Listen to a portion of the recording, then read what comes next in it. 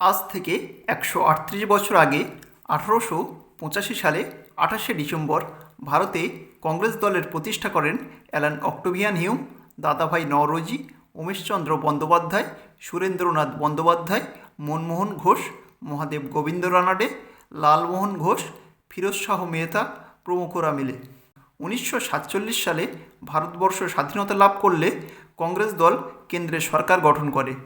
স্বাধীন ভারতের প্রথম প্রধানমন্ত্রী নির্বাচিত হন জওহরলাল নেহরু, যিনি 1947 সালের 15ই আগস্ট থেকে 1964 সালে 27শে মে পর্যন্ত ভারতের প্রধানমন্ত্রী ছিলেন। ভারতে কংগ্রেস দলের শেষ প্রধানমন্ত্রী ছিলেন ডক্টর মনমোহন সিং, যিনি 22শে মে 2004 থেকে 26শে মে 2014 পর্যন্ত ভারতের প্রধানমন্ত্রী ছিলেন। অর্থাৎ স্বাধীন ভারতবর্ষের ইতিহাসে ভারতীয় কংগ্রেস দল মোট 55 বছর কেন্দ্রের ক্ষমতায় ছিল। তবে 2014 সালের পর থেকে কংগ্রেস দলের পতন শুরু হয়েছে, যার প্রধান কারণ কংগ্রেস দলের প্রধান মুখ রাহুল গান্ধীর ভূমিকা। রাহুল রাজীব গান্ধী, জন্ম 1970 সালে 19শে জুন। পিতা রাজীব গান্ধী, যিনি 1984 সাল থেকে 1989 সালে 2রা ডিসেম্বর পর্যন্ত ভারতের প্রধানমন্ত্রী ছিলেন। মাতা সোনিয়া গান্ধী, যিনি ভারতীয় জাতীয় কংগ্রেস দলের দীর্ঘমেয়াদী সভাপতি ছিলেন। 1998 সাল থেকে 2017 সাল পর্যন্ত তিনি ভারতীয় জাতীয় কংগ্রেস দলের সভাপতি ছিলেন। রাহুল গান্ধীর প্রথম রাজনৈতিক জীবনের শুরু হয় 2004 সালে। উত্তরপ্রদেশের আমেঠি থেকে 66.18% ভোট পেয়ে 3,90,179 ভোটে জয়ী হয়ে সাংসদ নির্বাচিত হন।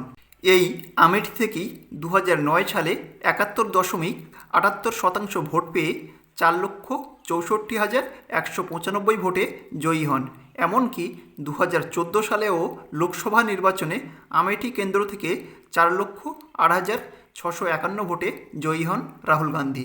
তবে 2019 লোকসভা নির্বাচনে তিনি আমেঠি কেন্দ্রে হেরে যান, কিন্তু কেরালার ওয়েনাড কেন্দ্র থেকে 7,06,367 ভোটে জয়লাভ করেন।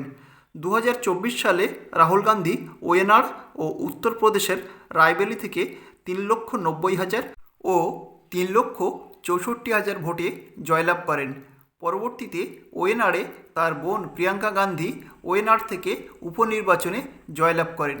অর্থাৎ রাহুল গান্ধী 2004 থেকে 2024 সাল পর্যন্ত একটানা লোকসভা নির্বাচনে জিতে ভারতীয় সাংসদ নির্বাচিত হয়ে আসছেন। কিন্তু তা সত্ত্বেও কেন্দ্রে জাতীয় কংগ্রেস দল পুনরায় ক্ষমতায় না ফিরে আসার জন্যে রাহুল গান্ধী অনেকাংশেই দায়ী। কারণ 2024 লোকসভা নির্বাচনের আগে জাতীয় কংগ্রেস দল ও ভারতের অন্যান্য আঞ্চলিক দলগুলিকে নিয়ে ইন্ডিয়া জোট গঠন করে।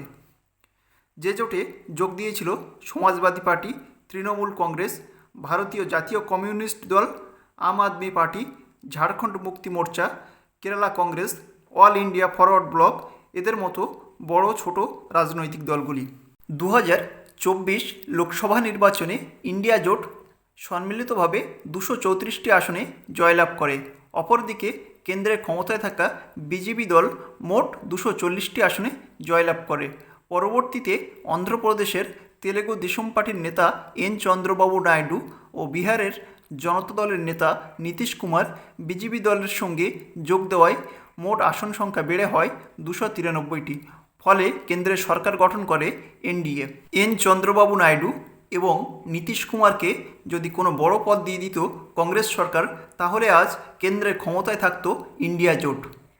আর এই সমস্ত দলগুলিকে একত্রিত করে জোট সরকার গড়তে না পারা হলো রাহুল গান্ধীর সবথেকে বড় ব্যর্থতা। তথ্যটি কেমন লাগলো তা অবশ্যই জানাবেন এবং ভিডিওটি ভালো লাগলে চ্যানেলটিকে সাবস্ক্রাইব করে পাশে থাকবেন। আপনাদের সাপোর্ট আমাকে নতুন ভিডিও তৈরিতে মোটিভেট করে।